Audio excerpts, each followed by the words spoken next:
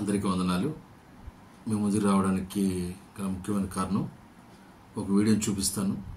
పదే పదే నేను చెప్తా ఉన్నా, కొత్త నిబంధనలో దర్శన భాగం లేదు. ఎంత ప్రేరేపిస్తే అంత కానుక ఇవ్వచ్చు. కానుకంటేనే ఇష్టపడి ఇచ్చేది, ప్రేమించి ఇచ్చేది, అభిమానంతో ఇచ్చేది దాన్ని కానుకంటారని. దశమ భాగం అన్నది కొత్త నిబంధనలు లేదని. అంత మాత్రమే కాదు, కానుక ఎవరు ప్రేరేపించకూడదు వాళ్ళు ఇస్తారని. అంత మాత్రమే కాదు, దేవుడు వారిని సమృద్ధిగా ఉంచి వాళ్ళని ప్రేరేపిస్తారు. వారు ఇవ్వదలిచింది కూడా దేవుడు ప్రేరేపించి వారి ద్వారా ఇప్పిస్తారు. సంఘం పోషింపడటం, సంఘ కాపరి పోషింపడడం సంఘం ద్వారా న్యాయమే. నూర్చడి ఎద్దు మూతికి కళ్ళెం వేయొద్దు అని లేఖనాలు సెలవిస్తూ ఉన్నాయి. కానీ అదే లేఖనాల్లో వారు ఏమి ఇస్తే అది తినండి, ఏమిస్తే అది తీసుకోండి, మీకు బట్టలైనను చెప్పులైనను మీరు తీసుకుని వెళ్ళొద్దు అంటే మీకు సంబంధించిన ఏవి మీరు తీసుకుని వెళ్ళొద్దు, వారు ఏది పెడితే అది తినని కూడా లేఖనాల్లో దేవుడు సెలవిచ్చారు. దశమ భాగం అనే కాన్సెప్టే పరిశుద్ధ గ్రంథం అంటే కొత్త నిబంధనలో లేదు, పాత నిబంధనకు చెందింది దశమ భాగం. అంతకు మించింది ప్రేరేపిస్తారు. దేవుడు ప్రేరేపించి, దేవుడిచ్చి ప్రేరేపించి సంఘ కాపరిని పోషింపజేస్తారు. అందులో ఏ సందేహంలో సంఘం కాపరి పోషించబడాలి, సంఘం నడిపించబడాలి. అది ఎలా జరుగుతుందంటే విశ్వాసుల హృదయం ప్రేరేపణను బట్టి వారు ఎంత ప్రేరేపించబడిందో వారి హృదయం అంతా వారు ఇస్తారు. అందులో ఏ సందేహంలో దేవుడు ఇప్పిస్తారు. వారి ద్వారా సంఘ కాపరి పోషింపబడతారు, కాపరి కుటుంబం కూడా పోషింపబడుతుంది. అందులో ఏ సందేహం లేదు. బలవంతంగా ఇచ్చేదాన్ని కానుకనరని, భయపెట్టి తీసుకునే దాన్ని కానుకనరని గ్రహించాలి. ప్రతి విశ్వాసి గ్రహించాలి. నేను పదే మాట చెప్తా ఉన్నా, సంఘ కాపరి పోషింపబడతాడు, దేవుడు ప్రేరేపిస్తాడు. ప్రతి విశ్వాసిని కూడా దేవుడు ఇచ్చి ప్రేరేపిస్తాడు. మనల్ని బలపరుస్తారు. ముందు దేవుడు ఆర్థికంగా అభివృద్ధి పరుస్తారు, తద్వారా మనల్ని ప్రేరేపింపజేస్తారు. ప్రతి విశ్వాసి సంఘ కాపరికి ఇస్తారు కానుక. అంటే ఇష్టపడిచ్చేదాన్ని కానుక అంటారు, అది గమనించాలి. ఇంకో విషయం ఏంటంటే సంఘాల్లోనే కానుకలు పట్టడం జరుగుతుంది. ఓపెన్లో అంటే మన బయట సభల్లోనూ ఎక్కడా కూడా కానుకలు పట్టినట్టుగా మరి లేఖనాల్లో లేదు, నాకు తెలిసి లేదు. సంఘంలో కానుక పట్టాలి. ఎవరు ప్రేరేపిస్తే ఎంత ప్రేరేపించబడతారో అంతా వారు ఇస్తారు. అందులో ఏ సందేహం లేదు. వారికి బలవంత పెట్టో, భయపెట్టో, శాపం వస్తుందనో కానుకలు తీసుకోవడానికి ప్రయత్నం చేయకూడదు కూడా ఏ సంఘ కాపరికి కూడా, ఏ కాపరికి కూడా. అదే పదే చెప్తున్నా, లేఖనాలు చూపిస్తున్నారు. నూర్చడి ఎద్ది కళ్ళెం ఎద్దు, రైటే, కరెక్టే. అదే లేఖనాల్లో వారు ఏది పెడితే తిండి, ఏమిస్తే అది తీసుకోండి అని కూడా ప్రభులు వారు చెప్తూ ఉన్నారు. అది కూడా గ్రహించాలి.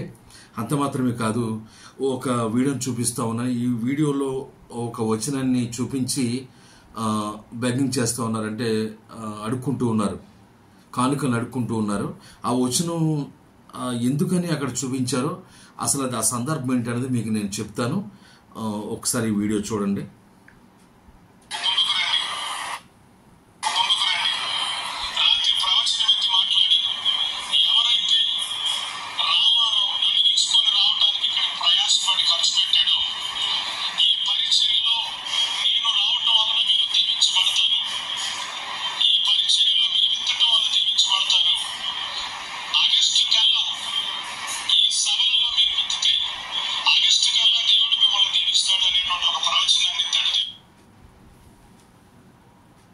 ప్రవచనం ఇస్తారంటాడు దేవుడు.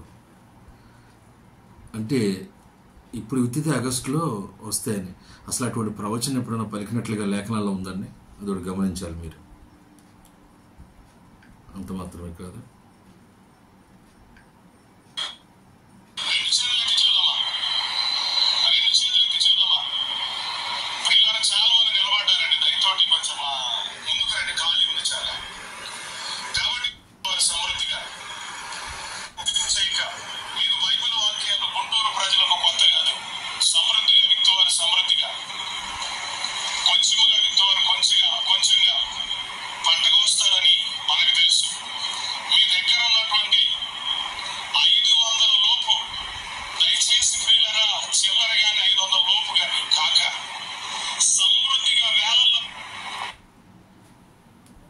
గమనించండి.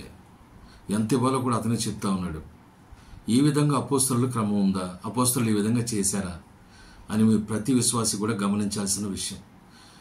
దశమ భాగం ఇవ్వడమో కానుకలు ఇవ్వకపోవడం వల్ల శాపం రాదండి, అది గమనించాలి.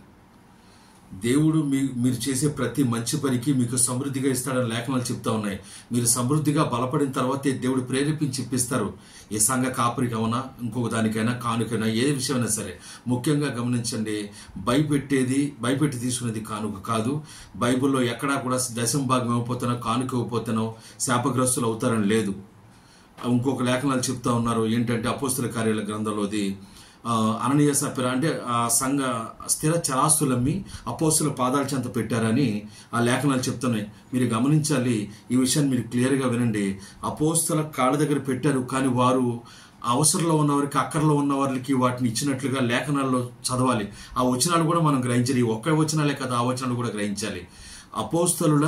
అపోస్తలు ధనానికి పాదాల దగ్గర స్థానం ఇచ్చారని గమనించండి. ఇప్పుడు కాపరులు మీరు గమనిస్తే చూస్తే, ఈ వీడియో చూస్తే, చిల్లర ఇవ్వద్దు, 500 తర్వాత ఏమన్నా 1000 ఇచ్చేయండి, ఆభరణాలు ఇచ్చేయండి అని మాట్లాడుతూ ఉన్నారు. ఇది ఎంతవరకు న్యాయం, ఎంతవరకు అని అది గమనించండి. వాళ్ళు బెగ్గింగ్ చేస్తూ ఉన్నారు, అడుక్కుంటూ ఉన్నారని గమనించండి. దేవుడు ప్రేరేపిస్తే అంతకు మించి ఇస్తారు. ఏ విశ్వాసైనా దేవుడి చేత ప్రేరేపించబడ్డాడు అంటే దేవుడు అతనికి సమృద్ధిగా ఇచ్చిన తర్వాతే ప్రేరేపిస్తారు. అది గమనించాలి. ఉంటే ఇస్తారు, లేకపోతే లేదు. దీంట్లో శాపమేమీ లేదని గమనించండి. ఎక్కడా కూడా సంఘంలో కానుకలు పడతారు సంఘ కాపరి పోషింపబడడానికి. అది కూడా ఇష్ట ప్రకారంగా ఎవరి హృదయం ప్రేరేపిస్తే, ఎవరి దగ్గర ఎంత ప్రేరేపిస్తే అంత కానుక వాళ్ళు అందజేస్తారు ఇష్టపూర్వకంగా. అదే లేఖనాల్లో ఉంది, గమనించండి. ఎప్పుడు కూడా సమృద్ధిగా కొంచెంగా విత్తువాడు కొంచెం కోస్తాడు. ఆ సమృద్ధి, ఈ మాటను మీరు జాగ్రత్తగా చూస్తే ఈ వచనాన్ని ఎత్తి చూపించి వాళ్ళు మాట్లాడుతూ ఉన్నారు. గమనించాలి. అది కొరింథీయులకు రాసిన పత్రిక.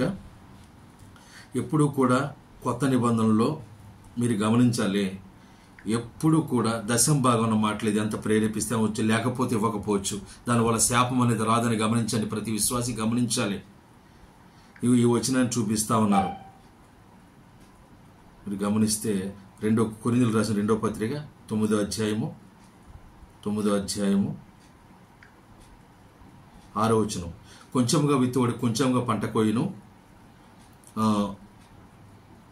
సమృద్ధిగా విత్తువాడు సమృద్ధి అనే పంట కోయును. ఈ విషయమై చెప్పవచ్చును. అంటే గమనించండి, కొంచెంగా విత్తువాడు కొంచెంగా కోస్తాడు. సమృద్ధిగా ఈ లేఖన, ఈ అధ్యాయం చూస్తే కొరింథీయులకు 2వ పత్రిక 9వ అధ్యాయం చూస్తే ఈ వచనము గమనించండి. ఈ వచనము, ఈ సందర్భము, ఈ అధ్యాయము యెరూషలేములో ఉన్నటువంటి, అక్కరలో అవసరతలో ఉన్నటువంటి, మన భాషలో చెప్పిన పేదరికంలో ఉన్నటువంటి వారి విశ్వాసుల కొరకు కొరింథీ పత్రిక, అకయా ప్రాంతము, ఈ ఉన్నటువంటి సంఘంలో ఉన్నటువంటి విశ్వాసుల ద్వారా ఫండ్ రైజ్ చేస్తూ ఉన్నారు. పౌలు గారు అదే సందర్భం రాస్తా ఉన్నారు. దీనికి తీతు గారిని కూడా నియమించారు. ఈ అధ్యాయం మొత్తం చూస్తే మనం అవసరాలతో ఉన్నటువంటి విశ్వాసుల కొరకు సంఘాల్లో ఫండ్ని కలెక్ట్ చేస్తూ ఉన్నారు, కానుకలు తీసుకుంటూ ఉన్నారు. ఆ విషయంలో చెప్తున్నారు, మీకు సమృద్ధి ఉంది, ఆ సమృద్ధి కొరకు మీరు ఇస్తే మీరు ఇంకా సమృద్ధి పొందుతారని చెప్తూ ఉన్నాడు దేవుడు.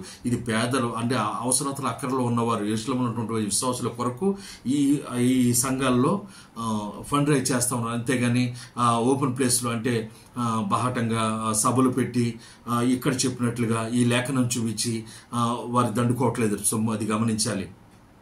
మీరు ఆ సందర్భాన్ని బట్టి ఆ లేఖనాన్ని అర్థం చేసుకోవాలి. ఈ లేఖనాన్ని చూపించి వీరు ఇక్కడ అడుక్కుంటూ ఉన్నారు. ఎంత మాత్రము కరెక్ట్ కాదని చెప్తూ ఉన్నా, మీరు మళ్ళీ చెప్తూ ఉన్నాను, సమయ సందర్భ లేఖనాలు చదవండి. లేఖనాలు చదవడం మీకు అర్థమవుతుంది. ప్రతి విశ్వాసి బైబిల్ చదవాలి. దయచేసి మళ్ళీ చెప్తున్న, ప్రేమతో నేను చెప్తున్న, లేఖనాలు చదవండి. ఎవరో భయపెట్టారనో, ఎవరో ఇబ్బంది పెట్టారనో కానుకలు ఇవ్వద్దు, అప్పులు చేసి ఇవ్వద్దు. మరొక విషయం ఏంటంటే, అప్పు చేసిన దాంట్లో కూడా దశమ భాగం తీస్తా ఉన్నారు. ఇది దౌర్భాగ్యమైన విషయం, ఇది దుర్మార్గమైన విషయం. ఎవరి దగ్గర ఉంటే వారు ఇస్తారు, ఇవ్వకపోయినా శాపం అనేది రాదు అని గమనించాలి. ప్రతి విశ్వాసి లేఖనాలు చదవండి, లేఖనానుసారంగా ఉండండి. దశమ భాగంతో సంబంధం లేదు. ఎవడు ప్రేరేపించే కొద్ది వాడు ఇస్తారు. అది ఏ సందర్భంలో, అది కూడా దేవుడు ఇస్తారు, ఇచ్చిన బట్టే ప్రేరేపిస్తారు. లేఖనాలు చదవండి, లేఖనాలు చదవడం మీకు అర్థమవుతుంది. గమనించండి, ఎవరి మాటలు మీరు విని భయపడవద్దు. శాపగ్రస్తులు కాదు. మళ్ళీ చెప్తున్నా, గమనించండి. ప్రతి విశ్వాసి బైబిల్ చదవాలి. ఈ అడుక్కునే వారిని దూరం చేయండి. మీరు లేఖనాలు చదవడం ద్వారా ప్రతి ఒక్కరిని కూడా నిలదీయగలుగుతారు. గమనించండి. అందరూ గ్రహిస్తారని ఆశిస్తూ ఎవ్వరు కూడా భయపడద్దు కానుకల విషయంలో. కానుకంటే ఇష్టపడి ఇచ్చేదని గమనించండి. భయపెట్టి తీసుకునేది కానుక కాదు, ఇబ్బంది పెట్టి తీసుకునేది కానుక కాదు. సంఘ కాపరి పోషింపబడతాడు, అది తథ్యం. దేవుడు పోషింపబడేలా చేస్తారు, ప్రేరేపించి దేవుడు ఇప్పిస్తారు. అందును బట్టి మీరు అందరూ కూడా బైబిల్ చదవాలని ఆశిస్తూ ఉన్నాను. ఇలాంటి దుర్మార్గులకు దూరంగా ఉండండి అని నొక్కి ఒక్కని చెప్తూ దేవుని ప్రేమను బట్టి మిమ్మల్ని హెచ్చరిస్తా ఉన్నాను. God bless you. వందనాలు.